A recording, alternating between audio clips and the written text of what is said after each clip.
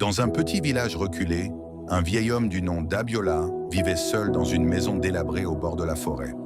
Il était craint par les habitants, car on racontait qu'il avait fait un pacte avec la mort elle-même. Ceux qui osaient lui manquer de respect disparaissaient mystérieusement. Un jour, un groupe de jeunes insouciants, mené par Rodrigue, le fils du chef du village, décida de défier la légende.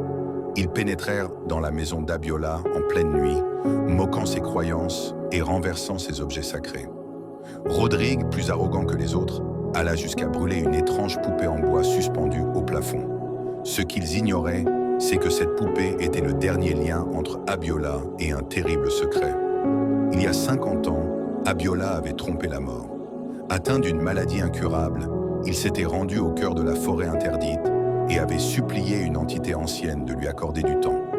La mort, curieuse, accepta un pacte. Tant que la poupée sacrée restait intacte, Abiola vivrait. Mais si elle était détruite, la mort reviendrait pour réclamer son dû. Et bien plus encore. Quand Rodrigue brûla la poupée, un vent glacial balaya la pièce. Abiola, qui dormait paisiblement dans son lit, se réveilla en sursaut, sentant une douleur insoutenable lui transpercer le cœur. Il comprit immédiatement. Son temps était écoulé. Il tenta de prononcer une prière, mais avant même qu'un mot ne sorte, son corps se dessécha et tomba en poussière. Les jeunes quittèrent la maison en riant, inconscients du mal qu'ils venèrent de libérer.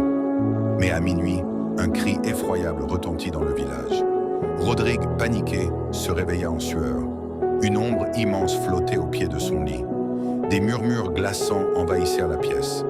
Un à un, les jeunes qui avaient participé à l'expédition disparurent mystérieusement. Leurs corps étaient retrouvés figés, les yeux grands ouverts, comme s'ils avaient vu l'indescriptible. Rodrigue, terrifié, tenta de fuir le village, mais à chaque fois qu'il atteignait la sortie, il se retrouvait inexplicablement à son point de départ. Il réalisa que quelque chose le traquait, le poussant inexorablement vers la maison d'Abiola. Une nuit, n'ayant plus d'échappatoire, Rodrigue retourna sur les lieux du drame. L'intérieur de la maison était désormais plongé dans les ténèbres. Il entendit une voix caverneuse. Une silhouette squelettique apparut devant lui, une faux à la main. Rodrigue hurla et tenta de s'enfuir, mais ses jambes ne répondirent